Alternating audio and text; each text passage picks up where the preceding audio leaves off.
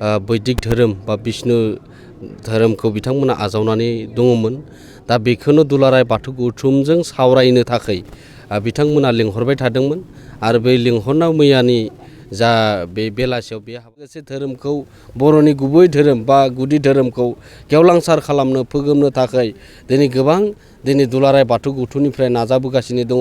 आरो बे संसारनि बाथ्रा फैबाय, गथ' गथायनि बाथ्रा फैबाय, जों सोलोंथाइ लानायनि बाथ्रा फैबाय, जों बै गासै बाथ्राफोरखौनो जोङो मोनफा मोनफा जों बेबायदि थानसालियाव आरो बिथांमोननियाव थांनानै ओरैबायदि गोजोननाय मोन्दों जायफ्रा बर'नि हारिमु राव थुनलाइ बेखौ बावगारलांजोबबायमोन। दा मैया ओरै सावरायनायनि गेजेरजों बिथांमोना बै धोरोमखौ नागारनानै बर'नि गुदि धोरोमाव बिथांमोना फैफिननो थाखाय मैया बाथ्रा होदों आरो माखासेया बिथांमोना अलरेडि बाथौ धोरोमखौ आजावनो थाखाय गामि आफाद आरो बे ओनसोलनि जा 200निबो बांसिन न'खर दङ बेवहाय आरो बिथांमोना खेबसे लागैनो फैनो थाखाय दुलाराय बाथौ गौथुम सावरायनाय जादोंमोन। आरो बेजोंनो लोगोसे दिनै बे हाबाफारियावनो सानजा गहपुर बियाबनि जा बाथौ थानसालि बे बाथौ थानसालिखौ लुफुंनायनि जा खामानि जाबाय थादों आरो बेवहायनो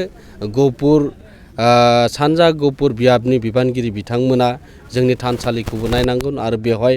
आर'जनि हाबाफारि लानाय जागोन। बेवहाय हाबाफारियाव साराबो बाहागो लानांगोन होननायलाय दिनै फुङाव बे हाबाफारियाव बाहागो लाफैदों आरो दिनै जोबोरै गोजोनथावना मानो होनोब्ला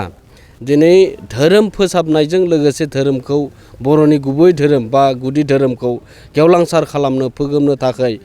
गोबां दुलाराय बाथौ गौथुमनिफ्राय नाजाबोगासिनो दङ आरो बे नाजाबोबाय थानायनि गेजेरजोंनो दिनैबो दिनै थानसालिनि गेजेरजोंनो बे मेसेजखौ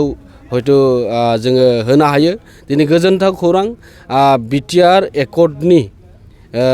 दफाफोर माखासे दङमोन सिमना बारायनाय आरो बे सिमना बारायनायनि बे सिमनाया बे दफानि गेजेरजों मावफुंजानाय लोगो लोगोनो दिनै गहपुर हालामसिम सिमनाया बारायदों आरो बे बारायनायनि जिखिनि दिनै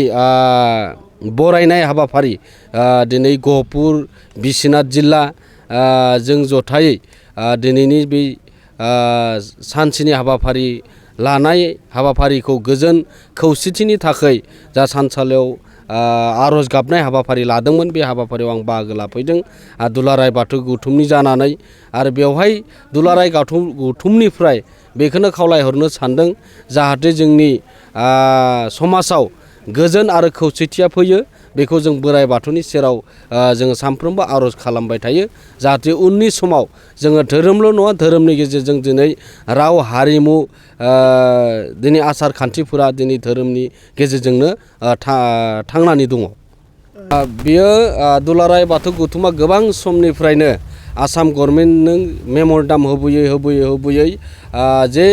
जोंनि धोरोमारि आफाद हिसाबै जोंनि थानसालिफोराव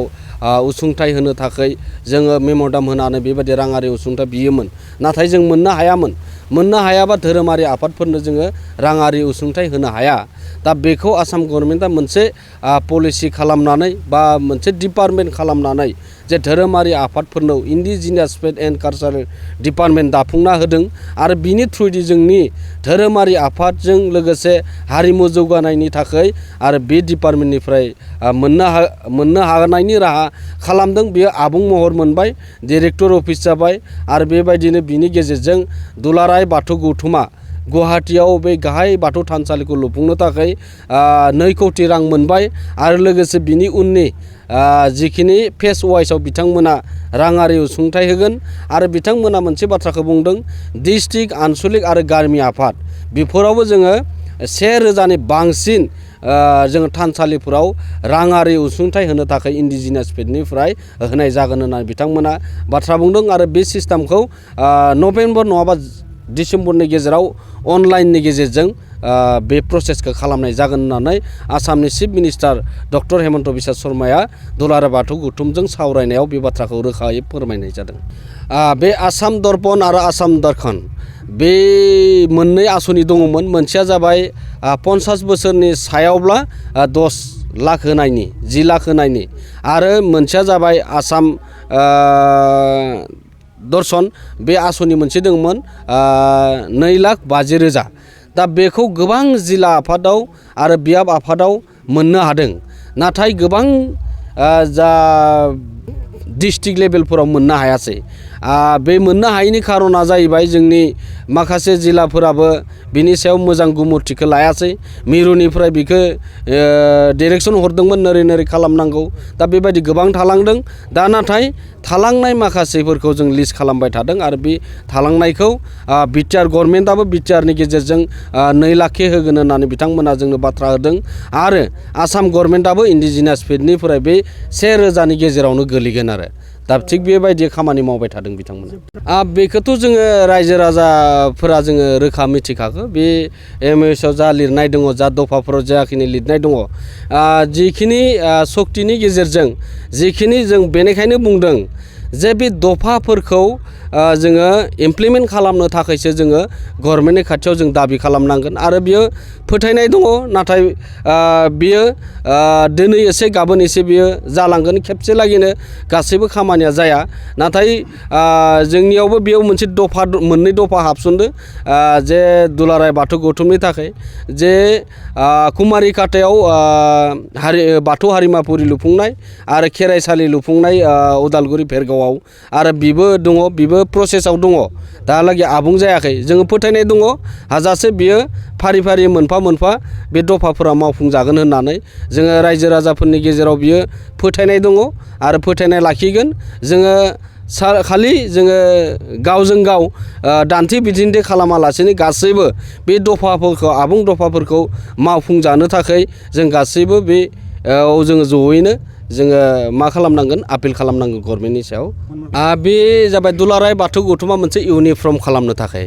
खौसेथि खालामनो थाखाय दिनै नाजाबोगासिनो दङ 1992 16 मेआव दुलाराय बाथौ गौथुमा जोनोम मोनदोंमोन आरो बे समनिफ्रायनो दुलाराय बाथौ गौथुमाव जे दिनै बर'नि गेजेराव जेमान बाथौखौ लानानै सिबिनाय खान्थिखौ लानानै गावस्रालायनानै दङ बेखौ ज' खालामनो थाखाय सिबिनाय खान्थि आरो धोरोमजों एसे आलादा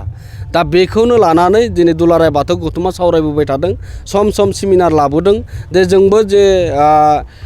बाथौ जिम लिरनो हानाय कलम मोनसे कलमखौ जोङो सरकारनि खाथियाव जोंनो डिजिटेल पर्टेलनि गेजेरजों मोनसे कलम ओंखारनांगौ बेखौ प्रसेस खालामदों जोङो आरजिआइनि गेजेरजों जोङो नखर मन्त्रि अमित शाह बिथांनोबो लाइजाम हरखांबाय जोङो बेयो थाबैनो हयथ' जानायनि मोनसे आसाक दङ बेखौ जों जानो थाखाय आरो जों दुलाराय बाथौ गौथुमा बेखौ दिल्लीयावबो थांनानै गोबां अफिसारफोरजों सावरायदों आरो जों थांबावगोन बे नाथाय जोंनि गेजेराव जायोब्ला बर'नि गेजेराव जायोब्ला बियो मोनसे गोबोरै मोनसे जारिमिन बायदि आरो जोंनि दलिल बायदि जानानै थागोन होननानै दुलाराय बाथौ गौथुमा बेखौ नारा नाथा नाजागासिनो दङ